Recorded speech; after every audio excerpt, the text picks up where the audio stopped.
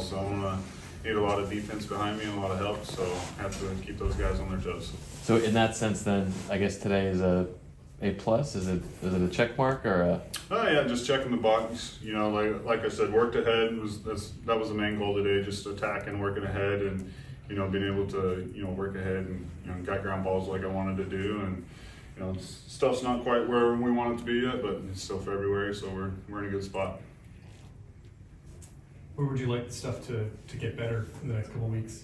Just being more consistent with the off speed. The off speed just quite hasn't been consistent where I want it to be. The slider was playing well there, started to get it going there and backdoor to lefties a little bit. So once we were able to get that and then the change up the curveball to come along, we'll be checking all the boxes.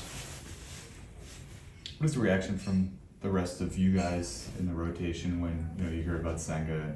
Is it sort of the rest of us needs to step up, or is it like it doesn't really affect me? I have to do what I'm going to do regardless. Yeah, I mean, we just got to take care of our job. Everybody's got to go out there and do their job and not try to do too much. I think we're expecting back to make a lot of starts for us, but until then, we're just going to have to cover as many innings as we can and just next guy up and step up and take the ball and cover innings and put the team in the best chance we can to win.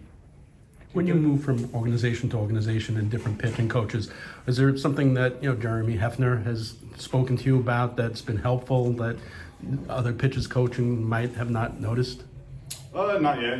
Hef and I know each other from way back. We've known each other since 2011, and so he's seen me throw quite a bit. We haven't sat down in depth and talked, real in depth stuff so far. He's just kind of let me feel my way out, the first couple of weeks here, and kind of get my feet wet and settle in, and I feel like we'll have some good conversations down the road and figure some stuff out. How do you know Hef from going back? So when I got drafted in 2011, he was still playing at the time, and he's from Oklahoma, and so when I found out about a place where we're working out and throwing some bullpens, he happened to be there, so I ended up throwing a lot of bullpens with him throughout the couple off seasons there. What did you think of him then? About the same. Kind of does what I do, and he's kind of the same guy, just kind of chill, easygoing, like easy to talk to. He's a great guy, and he, as a pitcher wise, kind of does what I do, just get some ground balls and gets outs and attacks. So he's going to be a great guy to have this year. It's going to be fun working with him.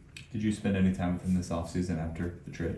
Yeah. So basically after I got traded, he started coming and watch me throw every bullpen, and after that, so pretty much it was after Christmas, I think he started. He was pretty much at every bullpen and watching me throw. Did you guys keep in touch at all in between when you first met him and threw some bullpens with him, and now? Had you guys still had any sort of relationship or interaction? A little bit here and there.